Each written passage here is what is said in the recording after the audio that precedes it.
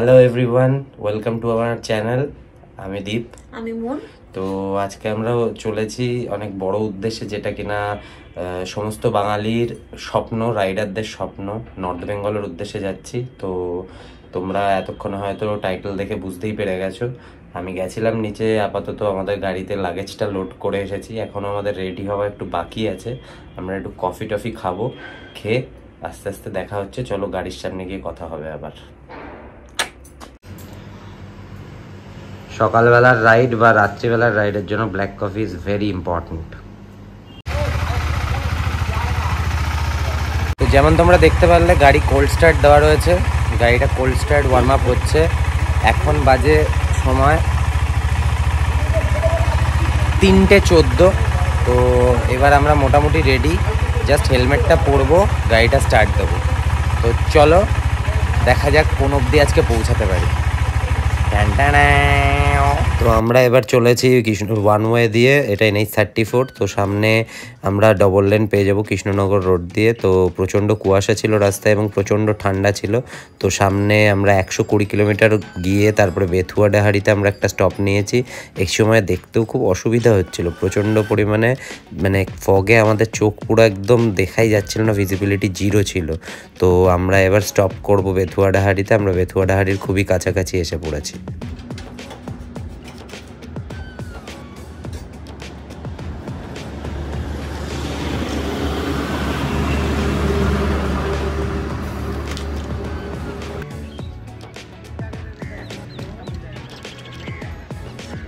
Hello, আমরা এসে আপাতত পৌঁছিয়েছি বেথুয়াডাহারি। আমরা 3:30তে জার্নি স্টার্ট করেছিলাম, 3:14 তো তোমরা জানো। এখন ওই 6টা বাজে। আমরা এখন বেথুয়াডাহারিতে একটু চায়ে ব্রেক নেওয়ার জন্য দাঁড়িয়েছি। প্রচণ্ড ঠান্ডার, প্রচণ্ড কুয়াশা রাস্তায়, মানে ভিজিবিলিটি জিরো, একদম অলমোস্ট জিরো ছিল। এবং এখনও রাস্তায় যথেষ্ট পরিমাণে কুয়াশা আছে। আমি জানি না ক্যামেরায় তোমরা বুঝতে পারছো কিনা, কিন্তু পেছনের জায়গাটা কিছুটা দেখলে বুঝতে পারবে তোমরা। তো এখানে আপাতত একটু চাটা খাবো, খেয়ে আবার এগিয়ে চলবো। তোমাদের তখন যেটা বলতে ভুলে গেছিলাম, যে আমি গাড়িতে ফুয়েল আপটা আগে করিয়ে নিয়েছিলাম, তো যার জন্য আমি তেলটা ভরাইনি। তো এখনও পর্যন্ত সবে আমরা 112 কিলোমিটার মতন এসেছি।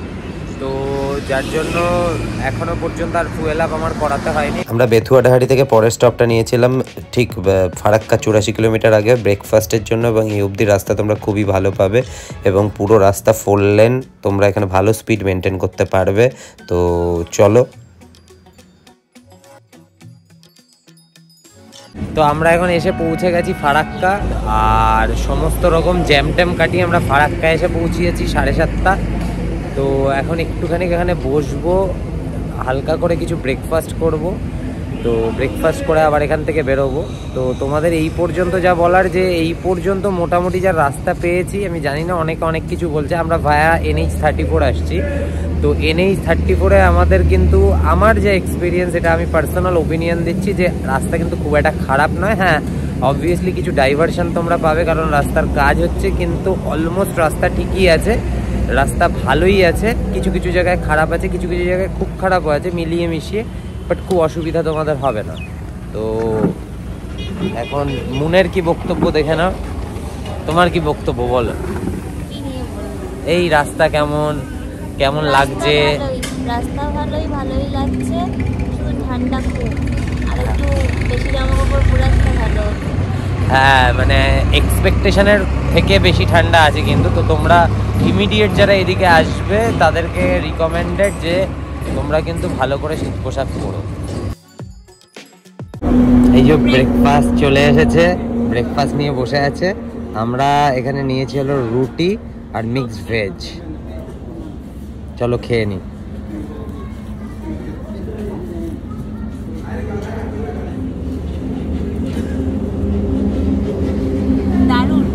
তো আমি প্রথমে ভুল ইনফরমেশান দিয়েছিলাম। আমরা ফারাক্কা না, আমরা নবগ্রামে রয়েছে। এখন 84 কিলোমিটার ফারাক্কা।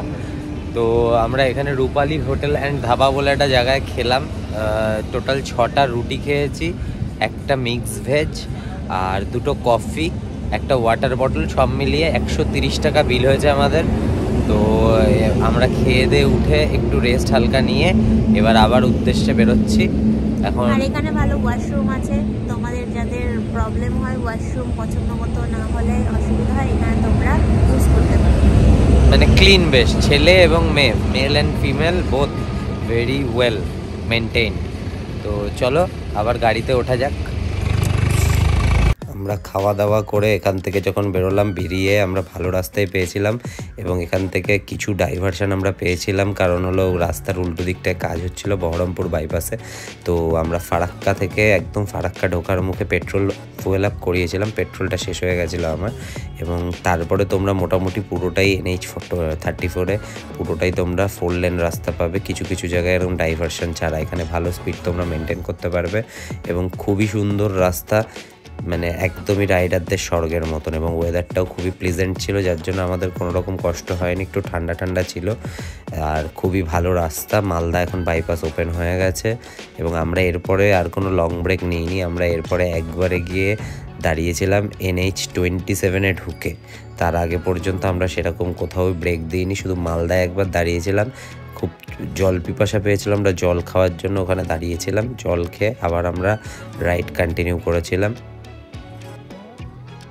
আর হ্যাঁ, একটা কথা তোমাদের বলতে ভুলে গেছিলাম যে আমার যে GPS মাউন্টটা আছে তার একটা নাটস খুলে পড়ে গেছিলো, যার জন্য আমাকে দাঁড়াতে হয়েছিল রাস্তায় একটা মেকানিক শপে। সেখানে আমাকে ওখানে একটা নাট লাগিয়ে নিতে হয়েছিল, নইলে আমার যে মোবাইল মাউন্টটা ছিল সেটা বারবারই খুলে পড়ছিল। আর রাস্তায় অনেকগুলো টোল প্লাজা পেয়েছিলাম, সেই টোল প্লাজা আমি গুনিও নি, যার জন্য সেই টোল প্লাজার আপডেট আমি তোমাদের দিতে পারলাম না যে কতগুলো টোল প্লাজা এখানে তোমরা পাবে। তো এটা তোমরা অনেক ভিডিওতেই দেখেছো, তো টোল প্লাজা ওই জন্য আমার আর দেওয়া হলো না। এখানে লরির জ্যাম সবাই অনেকে বলে NH34-এ তুমি যে কোনো রাস্তায় গেলে লরির জ্যাম পাবে লং রুটে, তো লরি এখানেও তুমি পাবে, কিন্তু খুব একটা অসুবিধা তোমার হবে না এই লরির জ্যাম নিয়ে, কারণ লরি এতটাও জ্যাম থাকে না যে তোমার খুব অসুবিধা হবে। এখানে আমার গাড়িটা ঠিক হচ্ছে ওই নাটসের জন্য, যেটা তোমাদের বললাম দাঁড়িয়েছিলাম ওখানে। আমার একটা নাট নিয়ে এই দাদা আমাকে খুবই হেল্প করেছিল, মাত্র 10 টাকা না 20 টাকার বিনিময়ে এখানে একটা নাট লাগিয়ে দিয়েছিল, যার জন্য GPS মাউন্টটা আমার আবার সঠিক হয়ে যায় এবং আমার খুব সহজ হয়ে যায় রাইড করাটা। এই পেট্রোল পাম্প থেকেই আমরা ফারাক্কা ঢোকার আগে পেট্রোল ভরিয়েছিলাম এবং আমি একটু পি ব্রেক নিয়েছিলাম, কারণ আমার খুব জোরেই পি পেয়ে গেছিলো। এবং এইখানটায় থেকেই আমি পুরো ফুয়েল ট্যাঙ্ক ফুল করি এবং আমার অলমোস্ট ওই 1000 টাকার মতন পেট্রোল লেগেছিলো, কারণ আমার গাড়ির পেট্রোল অলরেডি তখন আমাকে দেখাচ্ছিলো 30 কিলোমিটার্স রেঞ্জ, তাই জন্য আমি রিস্ক নিয়ে ভরিয়ে নিয়েছিলাম পেট্রোলটা। এবং এর পরের রাস্তাটা খুবই সুন্দর ছিল। আমরা এই যে ফারাক্কা ঢুকছি, একদম ফারাক্কার মুখে 109টা গেট এবং ফারাক্কা আমরা ব্যারেজেও খুব একটা জ্যাম পাইনি। ফারাক্কা ব্যারেজটা মোটামুটি আমরা ফাঁকাই পেয়েছিলাম। এটা তোমরা আমার লাক বলতে পারো বা যাই বলতে পারো বা সময় বলতে পারো, বাট এটা খুবই একটা লাকি ম্যাটার ছিল, যার জন্য আমার কোনো অসুবিধা হয়নি। এখান থেকে খুব তাড়াতাড়ি আমরা পার করে গেছিলাম ফারাক্কা ব্যারেজটা। তো এখন 11:30 বাজে, আমরা পান্ডুয়া এসে পৌঁছিয়েছি। মনের একটু ঘুম পাচ্ছে, তো ওই জন্য একটু চা খাচ্ছে আর একটুখানি রেস্ট করে নিচ্ছে। আমাদের আর ওই এখনও প্রায় অর্ধেক পথ বাকি আছে। রাস্তার কন্ডিশন মোটামুটি অ্যাভারেজ, খুব ভালো বলবো না, কারণ পুরো রাস্তাটাই মেকআপ করা, মানে সব খানাখন্দগুলোকে বোঝানো, সেই জন্য একটু লাফাচ্ছে গাড়ি, একটু অসুবিধা হচ্ছে চালাতে। এমনি বাকি সব ঠিক আছে। আর আমি মাঝখানে একবার ফারাক্কা ঢোকার আগে ফুয়েল আপ করেছিলাম, দেখলাম অ্যাভারেজ গাড়ি 27 kmpl মাইলেজ দিচ্ছে মোটামুটি। তো যেহেতু গাড়ি 100, 110, 115-এ চালানো হচ্ছে বলে হয়তো একটু মাইলেজ কম দিচ্ছে। যদি অ্যাভারেজ 70-80-তে চালানো হতো তাহলে মাইলেজটা হয়তো আর একটু বেটার পেতাম। তো যাই হোক, চলো, it's a part of journey, চলো এগিয়ে যাই। এখন আমরা এখানে একটু পান্ডুয়ায় দাঁড়িয়েছি, কিছুক্ষণ রেস্ট করে আবার আমরা বেরিয়ে পড়বো। এরপরে আমরা মোটামুটি রায়গঞ্জ বাইপাসটা বন্ধ ছিল বলে রায়গঞ্জের ভেতর দিয়ে যেতে হয়েছিল। এখানে আমাদের একটু সময় লেগেছিলো, এইটা পার করতে আমাদের 25 মিনিট মতন সময় লেগে যায়। এবং এরপরে আমরা গিয়ে আবার দাঁড়াই NH27-এ। রায়গঞ্জ বাইপাস বাদ দিলে তোমরা সমস্ত বাইপাসই খোলা পাবে। তো এরপরে আমরা সমস্ত বাইপাস খোলা পেয়েছি এবং খুব ভালো স্পিড মেনটেন করেছি। তো একটু ওয়াটার ব্রেকের জন্য আমরা দাঁড়িয়েছিলাম। এখন সময় কথা, এখন ওই মোটামুটি কত, 1:38। আমরা কিষানগঞ্জ যে মোড়টা থেকে জাস্ট একটু ছেড়ে দাঁড়িয়েছি। প্রচণ্ড পিপাসা পেয়েছে, ডিহাইড্রেট হয়ে গেছে বডিটা, যাতে বডিটাকেও একটু হাইড্রেটেড রাখতে হবে, নইলে আবার পেটের প্রবলেম হতে পারে। তো খুবই প্লিজেন্ট ওয়েদার, তোমাদেরকে বলবো যারা এখন তোমরা রাইডে আসছো, ভীষণ প্লিজেন্ট ওয়েদার, চালিয়ে খুব ভালো লাগবে, হেভি মজা লাগবে। আপাতত এখানে 2-5 মিনিট দাঁড়াবো, দাঁড়িয়ে আবার বেরিয়ে যাবো টুয়ার্ডস শিলিগুড়ি। দেখা যাক কত তাড়াতাড়ি ঢুকতে পারি শিলিগুড়িতে। একটা চিকেন থালি অর্ডার করেছি, রাইস রয়েছে, ডাল রয়েছে, সবজি রয়েছে দুটো, এদিকে স্যালাড রয়েছে আর এদিকে চিকেন।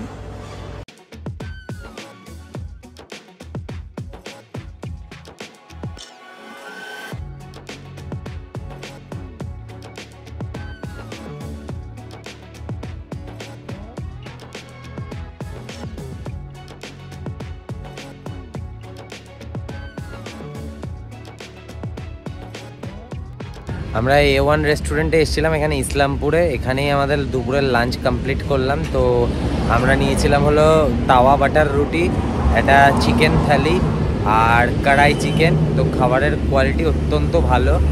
আর একটা ওয়াটার বটল নিয়েছিলাম। সব মিলিয়ে আমাদের 420 রুপিস বিল হয়েছে। তাওয়া রুটিগুলো 15 টাকা করে পড়েছে, কড়াই চিকেনটা 160 রুপিস পড়েছে, আর চিকেন থালিটা 180 রুপিস। তো তোমরা আসতে পারো, তো রিকমেন্ডেড আছে, খুবই ভালো কোয়ালিটি খাবার। চলো এগিয়ে যাই। আমরা এখান থেকে খেয়ে যখন NH 27 দিয়ে যাচ্ছিলাম, 27-এর রাস্তাটা খুব একটা ভালো আমি বলবো না, তোমরা এখানে একটু সাবধানে গাড়ি চালাবে, কারণ প্রচুর জায়গায় গর্ত আছে এবং এই গর্তে তোমাদের একটু অসুবিধা হবে চালাতে। তো এটা মানে বলে দিলাম, তোমরা সবাই মাথায় রেখেই গাড়িটা চালিও এইসব জায়গায়। আমরা শিলিগুড়িতে ঢুকেছিলাম ওই 4টে 4:30 নাগাদ, তারপর হোটেল খুঁজতে দেরি হয়ে যায়। সানব্রাইটে আমরা স্টে করেছিলাম এবং পরের দিন সকালবেলা আমরা এখান থেকেই দার্জিলিং বেরোই। এবং তোমরা অবশ্যই ভিডিওটা ভালো লাগলে লাইক, কমেন্ট, সাবস্ক্রাইব করে দিও এবং অবশ্যই বন্ধুদের মধ্যে শেয়ার করে দিও, তাহলে আমাদের খুবই ভালো হবে। তো তোমরা সবাই ভালো থেকো, সুস্থ থেকো, স্টে সেফ। তো দেখা হচ্ছে আবার দার্জিলিংয়ের নেক্সট পর্বে, ততক্ষণের জন্য টাটা।